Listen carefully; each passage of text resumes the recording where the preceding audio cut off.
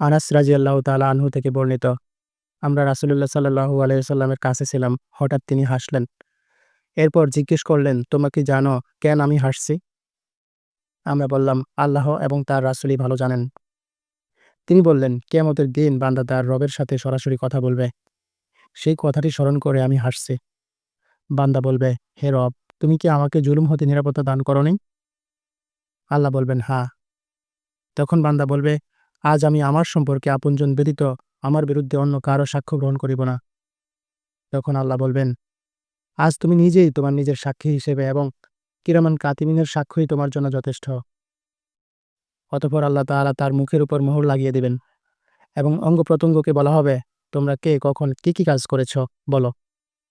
তখন অঙ্গ-প্রত্যঙ্গসমূহ তাদের কৃতকর্মসমূহ প্রকাশ করে দিবে। এরপর তার মুখকে স্বাভাবিক অবস্থায় খুলে দেওয়া হবে। তখন সে স্বীয় অঙ্গ-প্রত্যঙ্গসমূহকে লক্ষ্য করে আপেক্ষের সাথে বলবে, হে দুর্ভাগা অঙ্গ-প্রত্যঙ্গসমূহ, তোরা দূর হ, তোদের ধ্বংস হোক। তোদের জন্যই তো আমি আমার রবের সাথে ঝগড়া করেছিলাম।